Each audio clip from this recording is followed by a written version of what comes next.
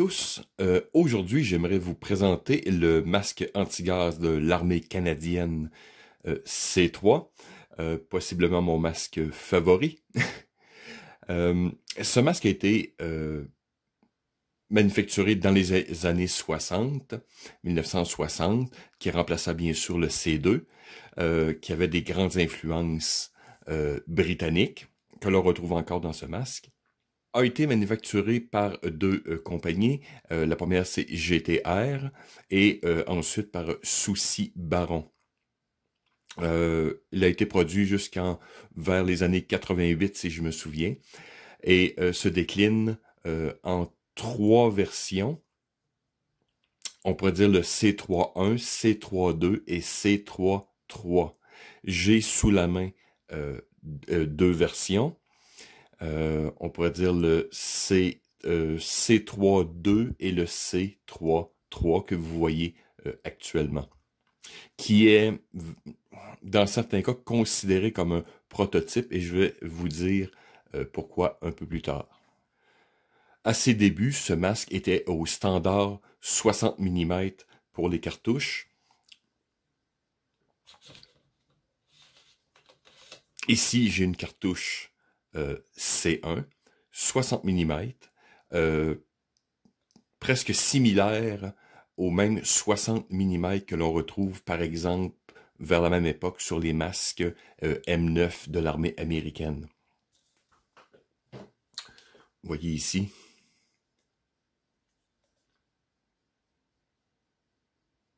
D'ailleurs, si mes informations sont bonnes, c'est l'armée canadienne qui produisait les cartouches pour l'armée américaine. Ce qui est encore le cas dans certaines, je pense que nos cartouches C7 par exemple, C7A1, à ne pas confondre avec évidemment l'arme, sont les mêmes que les C2A1 de l'armée américaine, avec quelques différences esthétiques, mais c'est essentiellement les mêmes. Donc, ici quelques particularités. Entre mes deux masques, j'ai fait évidemment des restaurations et quelques modifications, mais c'est tout à fait approprié puisqu'à l'époque, il y avait justement un peu ces échanges de pièces-là entre les différentes versions. Ici, sur mon masque, j'ai la prise, donc l'entrée, qui est et 60 mm et 40 mm. Il y avait aussi, pendant un certain temps, l'armée canadienne avait produit un adaptateur 60 mm, 40 mm. Donc, vous voyez encore, selon les unités et les générations, vous avez vraiment toutes sortes de pièces de programmes de modernisation de ce masque. Maintenant, c'est un masque avec un harnais en 6 points, avec élastique et ajustement, avec prise. Donc, encore ici, comme vous avez peut-être pu voir sur le masque C4 de mon dernier vidéo, c'est un masque qui s'ajuste très bien et qui se porte de manière très confortable. Et il se met rapidement et s'enlève aussi rapidement. Donc, encore ici, pas vraiment de problème au côté du harnais.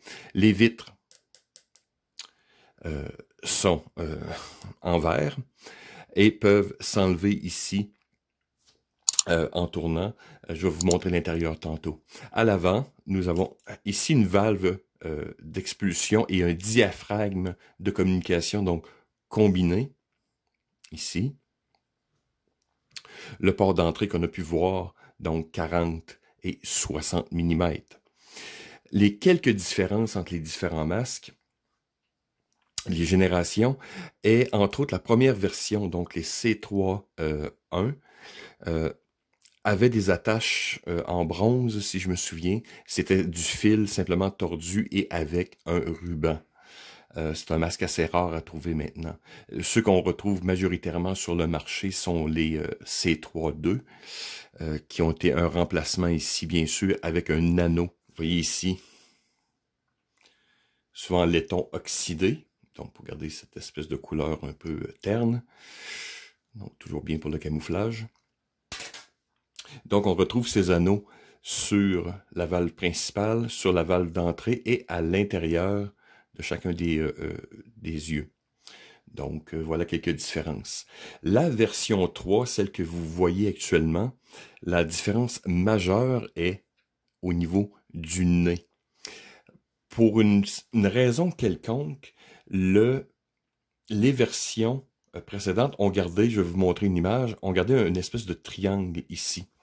Ici, je peux vous montrer un masque Deuxième Guerre mondiale anglais de défense civile. Je ne sais pas si vous voyez, vous avez ici une valve très étrange d'expulsion, mais vous avez un triangle. Peut-être mettre un autre endroit. Vous avez ce fameux triangle ici, qui avait une fonction à l'époque, qui a disparu plus tard, bien sûr, parce que le masque, évidemment, on a trouvé que c'est des choses un peu étranges, donc on a modernisé la chose complètement. Mais on a un triangle ici qui est particulier.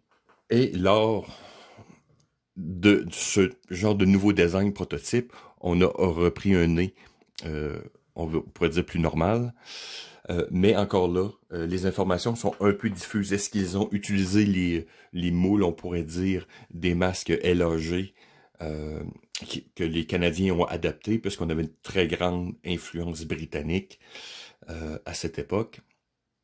Donc encore là, mais ça ne change absolument rien pour la fonction du masque, c'est juste un petit détail assez intéressant. Encore là, c'était difficile pour moi puisque ce masque que vous voyez ici par GTR date de 71, tandis que mon autre masque est de Soucy Baron qui a cette fonction, qui a cette espèce de particularité du triangle, date de 88. Donc c'est drôle un peu, des fois, est-ce que le prototype a précédé là? Donc, comme je vous dis, les productions sont assez particulières. Mais au niveau des collectionneurs, il faut bien sûr voir, vous allez voir aussi à l'intérieur qu'il y a des ponts de renforcissement à l'avant. Les anciens masques n'avaient un, dans ce cas-ci, j'en ai deux. Donc, on va aller voir un peu maintenant l'intérieur du masque. Donc, regardons quelques détails du masque. Donc, ici, on va voir un peu de plus près. Vous voyez la courbe du nez, très typique. On va sur le côté le manufacturier et la taille. Donc, ces masques viennent en 3 tailles typiques, donc petit, moyen et large. Les moyens, en général, sont faits pour environ 80% des têtes. Donc, moi ici, j'ai mon autre masque, mon Soucy Baron, est un médium et j'ai pas de problème à le porter. Mais je suis beaucoup plus à l'aise avec ici mon large, puisque, bien sûr, j'ai une grosse tête. Donc, retournons à notre masque. Donc, on retrouve des choses très typiques.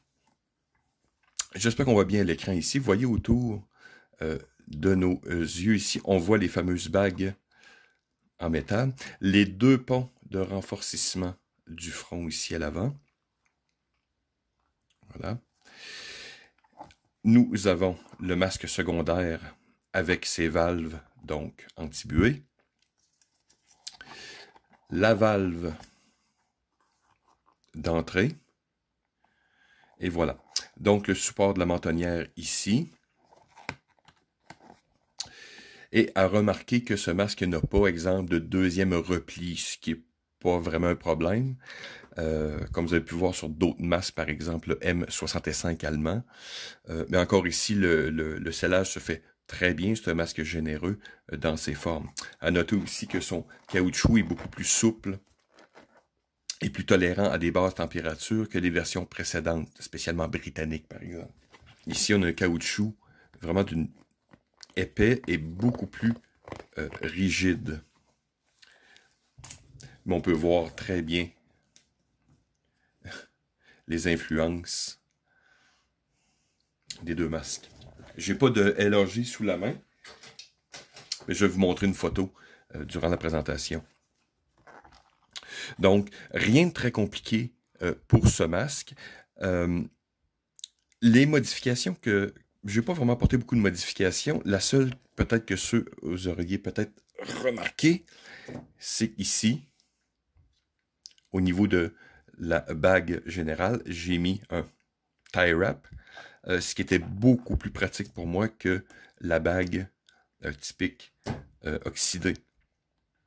C'est pour des changements. Aussi, deux petits détails encore ici, c'est que l'ensemble souvent est comme asymétrique. moi, question de maintenance, je l'ai ouvert, bien sûr, j'ai nettoyé, j'ai vérifié s'il y avait des bris ou autre, et j'ai simplement replacé la chose de manière symétrique. C'est un petit détail, mais bon. Donc, à l'intérieur, vous avez le repli. Vraiment, j'ai utilisé ce masque quand j'étais en service moi-même. J'ai toujours une de mes rares photos qui me reste de l'époque qu'on voit avec mon sac de masque à gaz, mais j'ai opéré en temps réel, on pourrait dire, avec le masque C3. Et c'est un masque que j'ai toujours adoré. Comme la majorité des masques britanniques aussi, ce sont des masques très confortables et qui se portent rapidement. Ce qui est une chose importante. La maintenance se fait très aisée. Ici, vous pouvez dévisser. Je ne sais pas si on va pouvoir voir. Vous avez comme des encoches. Et il y a sûrement un instrument à l'époque, je ne m'en souviens pas. Mais vous dévissez la chose. Voilà, je vais me détruire les ongles. Je l'avais serré quand même assez bien. Mais vous pouvez dévisser et remplacer la pièce. Je sais que plusieurs personnes, spécialement dans l'airsoft par exemple, remplacent les vitres ici par du polycarbone.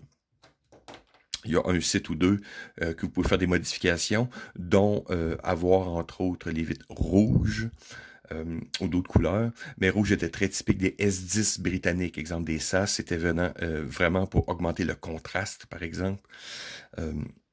Au niveau des opérations urbaines. J'ai fait quelques tests avec des films. J'ai même une bouteille de teinture, par exemple, pour la vitre, que j'ai fait quelques tests.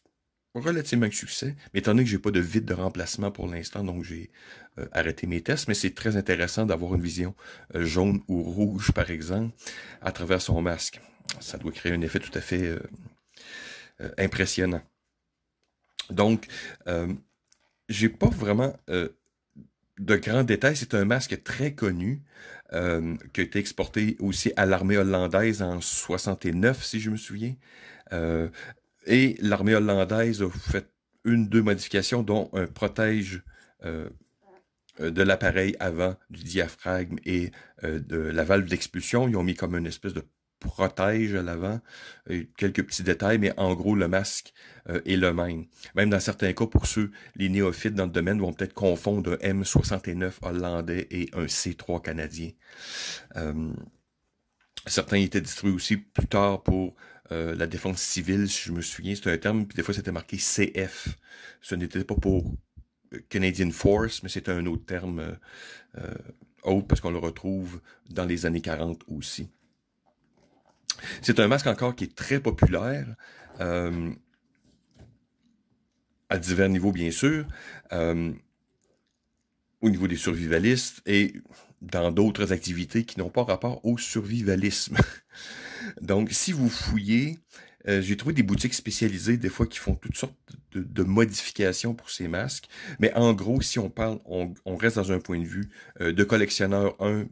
Si vous êtes spécialement au Canada ou ailleurs, c'est un masque que un peu tout le monde devrait avoir dans sa collection.